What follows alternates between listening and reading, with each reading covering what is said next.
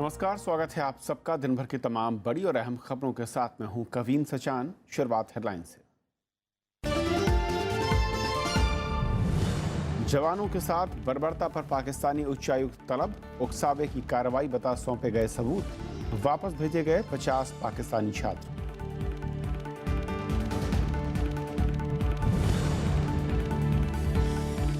कश्मीर के पुलवामा में आतंकियों ने लूटे 2 बैंक, 24 घंटे में तीसरी घटना। मुख्यमंत्री की सार्वजनिक संस्थाओं पर हमला न करने की अपील।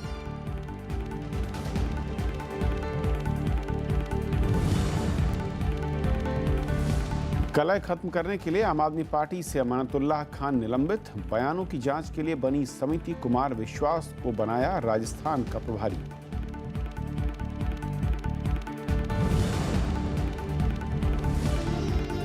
समाजवादी पार्टी में फिर तकरार, पार्टी की कमान मुलायम सिंह को सौंपने की शिवपाल ने की मांग, नया सेकुलर मोर्चा बनाने की धमकी।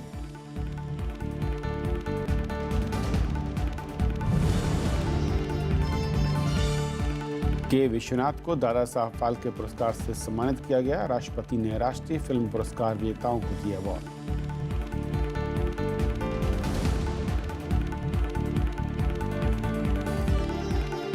और आइए देखते हैं पहली खबर।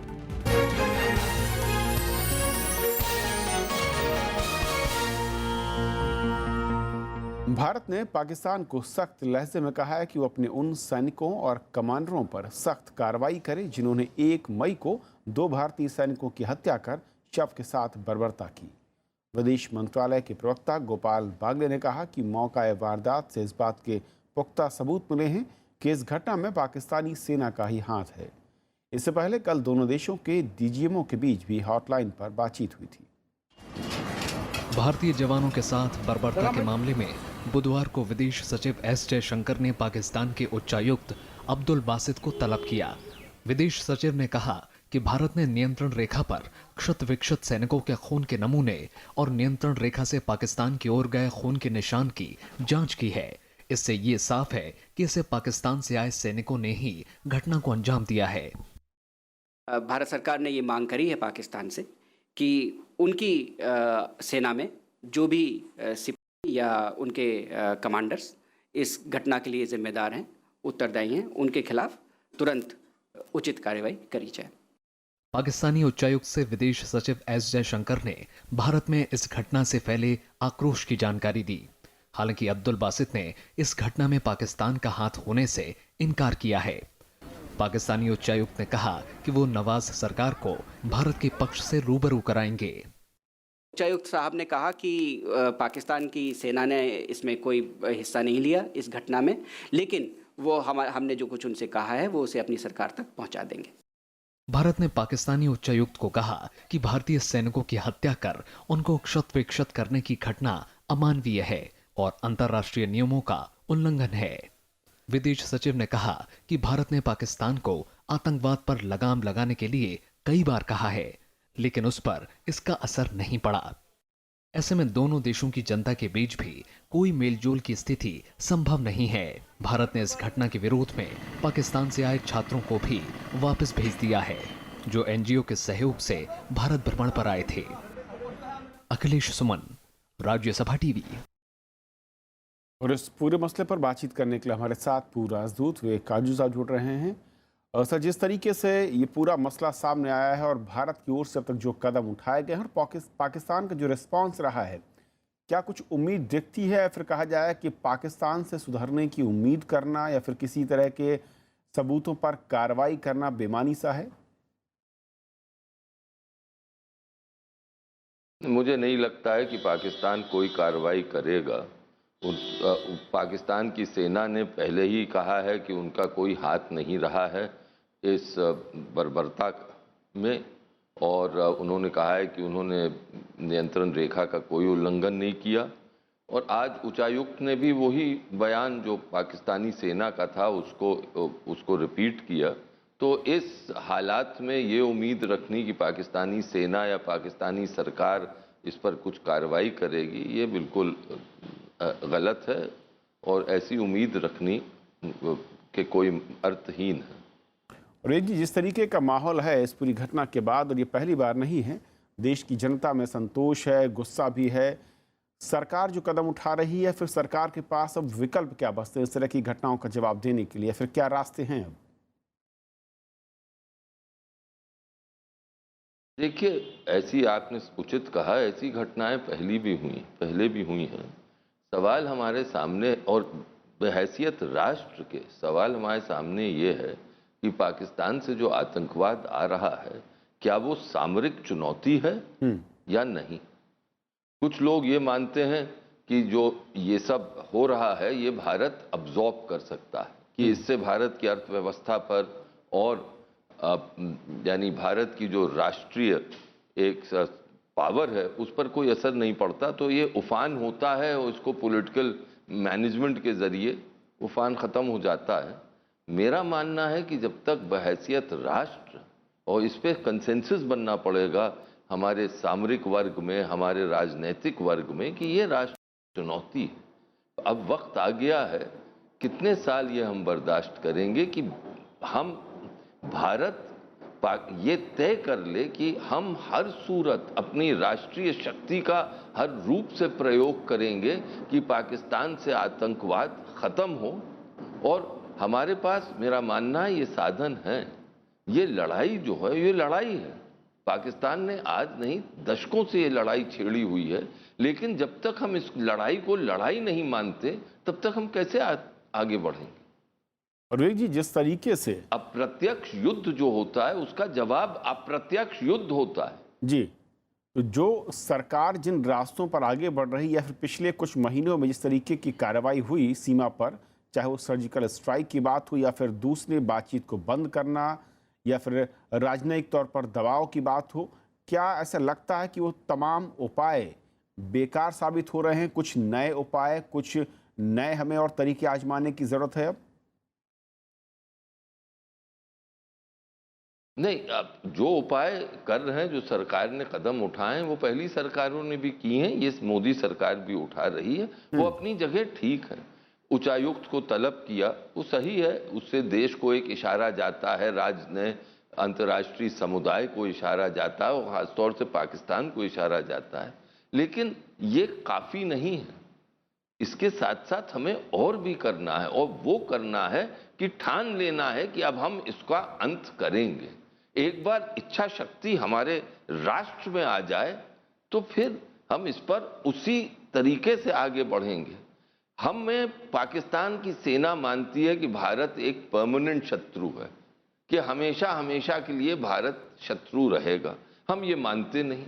तो जब तक हम इस पर नहीं, हम साफ सोच नहीं आ जाती हमारे राष्ट्र में कि पाकिस्तान के साथ कैसे डील करना है, कैसे आगे बढ़ना है, तब तक हम सिम्टोमेटिक यानी सिम्टम को ट्रीट करेंगे, जो बीमारी है उसको नहीं ट्रीट करेंगे।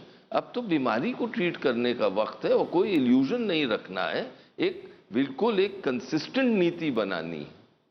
तो क्या विवेक जी, आप ये कह रहे हैं कि होल एज अ नेशन, एक राष्ट्र के तौर पर हमें अपना नज़रिया पाकिस्तान को लेकर बदलना होगा? हालांकि कई लोग ये कहते हैं बातचीत होनी चाहिए, कुछ लोग कहते हैं कि हालात के लिए कई दूसरे पक्ष भी जिम्मेदार हैं। आपके मुताबिक हमें उस नज़रिए को हटाकर एक राष्ट्र के तौर पर अब सोचने की ज़रूरत है, अगर इस तरह की घटनाओं को हमेशा के लिए बंद करना है।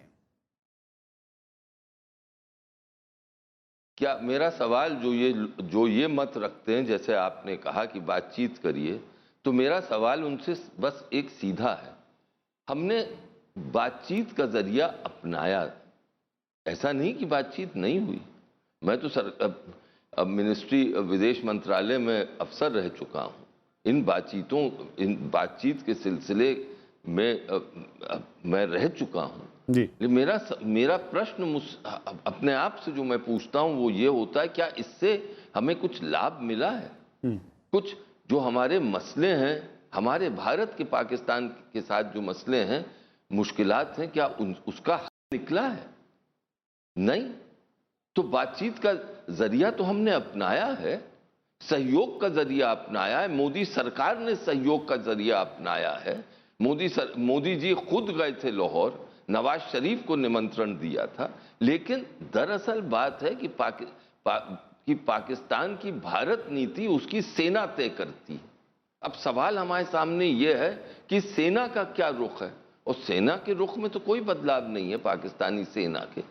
मेरा तो ये मानना है कि नए जनरल साहब जो आए हैं, जनरल बाजवा, वो अब इशारा कर रहे हैं अब भारत सरकार को कि देखिए नवाज शरीफ से बातचीत करने से कुछ नहीं होगा।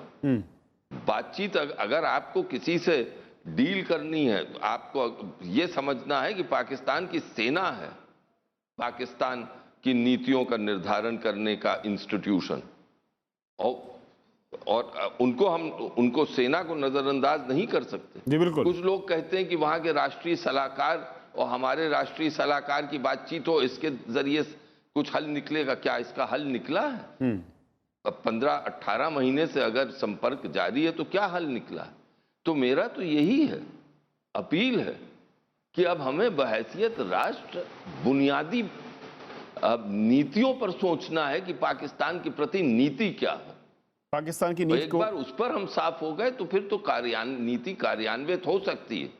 दोबारा से उसकी समीक्षा की जरूरत है, आप कर रहे हैं, और एक अहम बदलाव की भी जरूरत है। बहुत बहुत शुक्रिया सर इस पूरे मसले पर हमारे साथ जुड़ने के लिए आपका। और ये थी हमारी पहली खबर।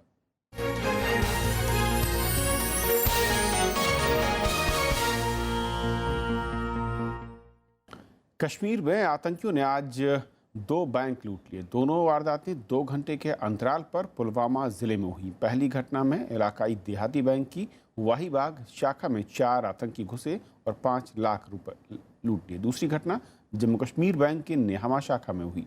पिछले 3 दिन में बैंक और उससे जुड़ी संपत्तियों पर यह चौथा हमला है।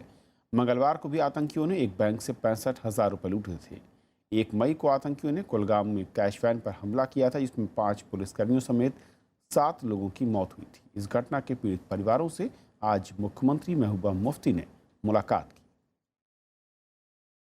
इस तरह से इनको बेदर्दी से कत्ल करना, मुझे लगता है कि ये हमारे कौम की इससे बड़ी बदकिस्मती कोई नहीं हो सकती है।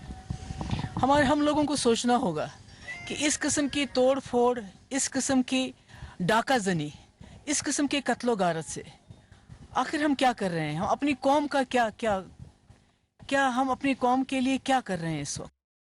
हुर्रियत कॉन्फ्रेंस ने जम्मू कश्मीर के मौजूदा हालात पर चिंता जाहिर करते हुए सरकार के साथ बातचीत की पेशकश की है। हुर्रियत नेताओं के एक गुट ने मीरवाइज उमर फारूक की अध्यक्षता में श्रीनगर में बैठक की। मीरवाइज उमर फारूक ने कहा कि सरकार बल प्रयोग के बदले समस्या का समाधान ढूंढने पर जोर दे।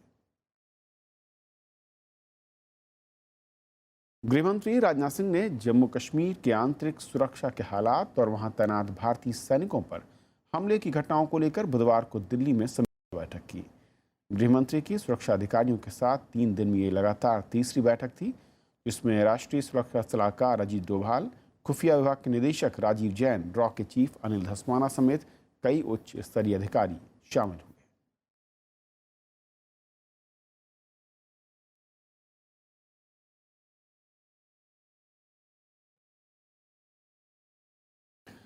आम आदमी पार्टी में चल रहा राजनीतिक विवाद फिलहाल थमता नजर नहीं आ रहा है, लेकिन इसे कह सकते हैं कि ये कुछ पलों के लिए रुका जरूर है। पार्टी ने आज विधायक अमानतुल्लाह खान को निलंबित कर दिया है। अमानतुल्लाह ने कुमार विश्वास को बीजेपी का एजेंट बताया था और उसकी जांच के लिए अब एक समिति बनाई गई है। नाराज विश्वास को अब राजस्थान का प्रभारी बना दिया गया है। आम आदमी पार्टी के शीर्ष नेतृत्व पर आरोप लगाने वाले कुमार विश्वास को मनाने देर रात खुद अरविंद केजरीवाल उनसे मिलने पहुंचे। मान मनव्वल के बाद कुमार विश्वास राजनीतिक मामलों की समिति की बैठक में शामिल हुए। 3 घंटे चली बैठक के बाद मनीष सिसोदिया और कुमार विश्वास मीडिया को बयान देने आए। अभी निर्णय लिया गया है कि अमानतुल्लाह खान को पार्टी की मेंबरशिप से सस्पेंड किया जा रहा है और उनके इस एक्शन, उनकी जो बयानबाजी थी उसको लेके एक कमेटी बनाई गई है कि उनको क्या कहना है, क्या उसके फैक्ट्स हैं, क्या वो कहना चाहते हैं, उस सब को लेके पार्टी की कमेटी बनाई गई है। वहीं अमानतुल्लाह खान फिलहाल पार्टी के फैसले पर कुछ भी बोलने से बच रहे हैं। 2.5 साल पुराना आया हुआ दूसरी पार्टी से कार्यकर्ता हूँ, मैं अपनी क्या बात रखूंगा। कुमार विश्वास अमानतुल्लाह खान को पार्टी से बाहर करने पर अड़े थे।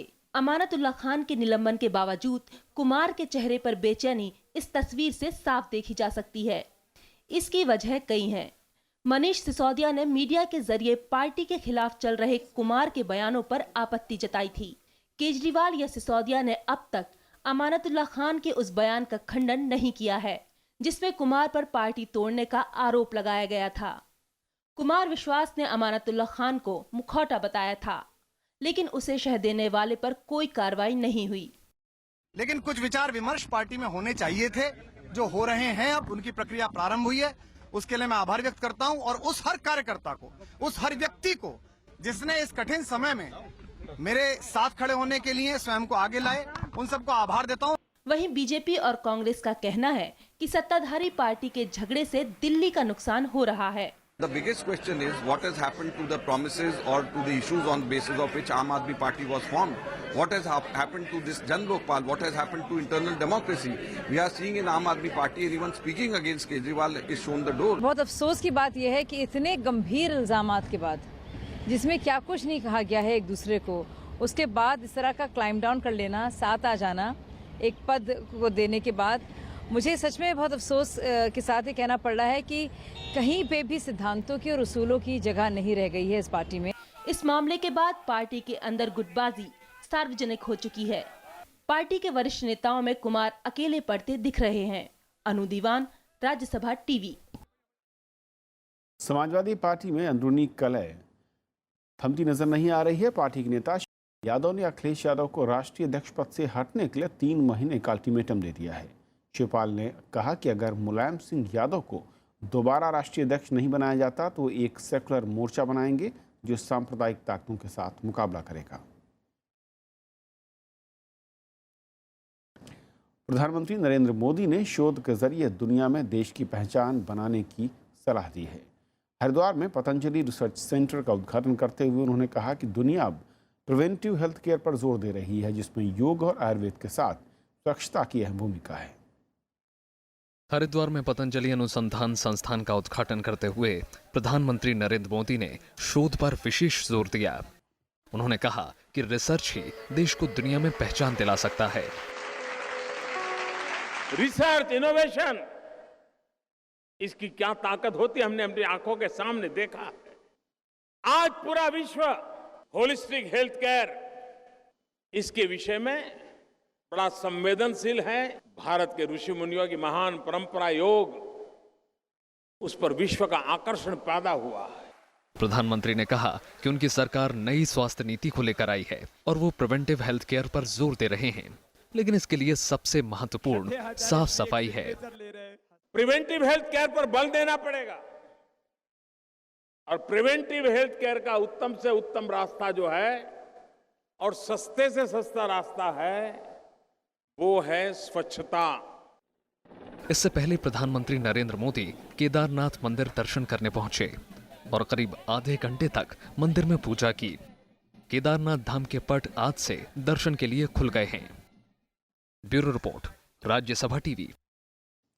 भारतीय रेल मौजूदा चुनौतियों से निपटने के लिए दुनिया की आधुनिकतम तकनीकों की मदद लेने जा रही है और इसके लिए राजधानी में आज से शुरू हुए 2 दिन की ग्लोबल टेक्नोलॉजी कॉन्फ्रेंस, जिसमें रेल मंत्री सुरेश प्रभु ने कहा कि एक समय सीमा तय करके तकनीक के बारे में ठोस नीति बने। रेलवे सुरक्षा और बेहतर सेवा जैसी तमाम चुनौतियों से निपटने के लिए विदेशी तकनीकों की मदद लेने जा रही है। इसके लिए RDSO ग्लोबल टेक्नोलॉजी कॉन्फ्रेंस कर रहा है।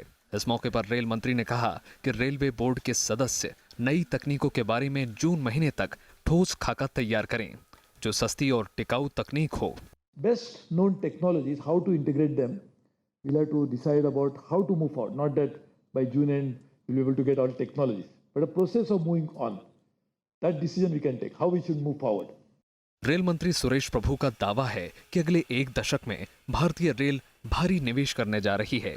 इसमें सुरक्षा को प्राथमिकता देते हुए रेलवे लंबी और छोटी अवधि की रणनीति पर जोर दे रही है। रेल मंत्रालय का कहना है कि सुरक्षा और क्षमता विस्तार जैसे मसलों पर नई तकनीकें मददगार साबित होंगी। The technology should be fit and forget type. Once you have fitted, whatever is the life you have prescribed, till that time it should not need any attention. सम्मेलन में 20 देशों के 64 रेलवे विशेषज्ञ और रेल कंपनियां हिस्सा ले रही हैं। अरविंद कुमार सिंह, राज्यसभा टीवी। केंद्रीय मंत्रिमंडल की आज हुई बैठक में कई अहम फैसले लिए गए, जिनमें नई स्टील पॉलिसी और विजयवाड़ा एयरपोर्ट को अंतर्राष्ट्रीय हवाई अड्डा के रूप में मंजूरी दी गई। इसके अलावा वेतन और पेंशन लाभ पर 7वें वेतन आयोग की सिफारिशों में संशोधन को भी सरकार ने मान लिया है। गुवाहाटी, भोपाल, भरतपुर स्थित अशोका होटल संबंधित राज्यों को देने का फैसला लिया गया। कैबिनेट ने रक्षा पेंशनरों के लिए विकलांगता पेंशन को भी मंजूरी दे दी है।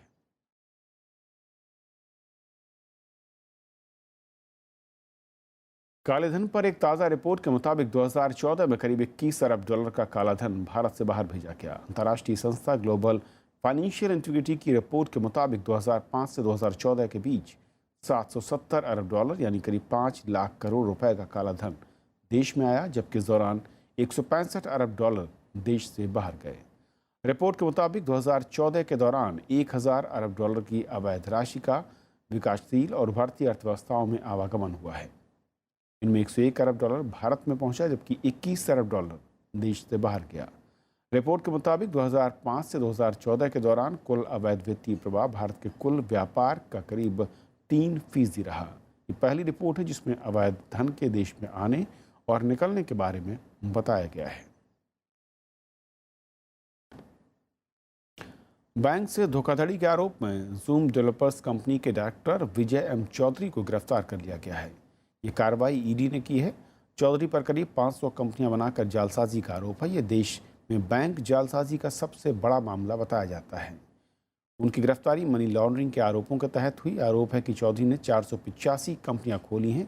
ईडी ने 130 करोड़ रुपए की संपत्ति भी जब्त की है। सीबीआई ने मुंबई में आयकर आयुक्त बीवी राजेंद्र प्रसाद को रिश्वत लेने के आरोप में गिरफ्तार किया है। उनके साथ 6 दूसरे लोगों को भी गिरफ्तार किया गया। सीबीआई ने रात भर चली छापेमारी की कार्रवाई में करीब 1.5 करोड़ रुपए बरामद किए। मामला कथित तौर पर 19 लाख रुपए से अधिक की रिश्वत लेने से जुड़ा हुआ आरोप है कि एक कॉरपोरेट घराने को फायदा पहुंचाने के लिए रिश्वत ली गई।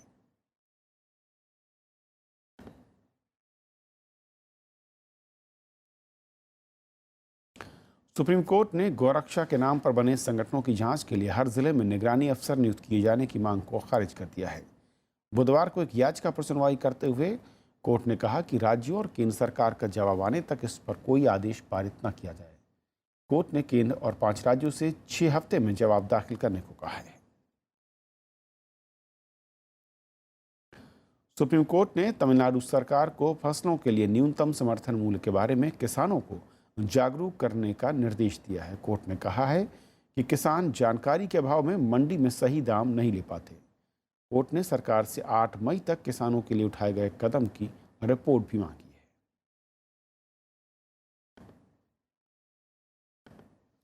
आज विश्व प्रेस स्वतंत्रता दिवस है, लेकिन इस समय प्रेस की आज़ादी और पत्रकारों की सुरक्षा एक बड़ी चुनौती है। द संस्था के मुताबिक देश में पिछले 16 महीने में पत्रकारों पर हमले की 54 घटनाएं सामने आई। प्रेस स्वतंत्रता दिवस पर प्रधानमंत्री नरेंद्र मोदी ने स्वतंत्र और जोशपूर्ण प्रेस की वकालत की और इसे लोकतंत्र के लिए महत्वपूर्ण बताया। उन्होंने कहा कि सोशल मीडिया संपर्क से हमारी प्रेस की स्वतंत्रता को और मजबूती मिली है।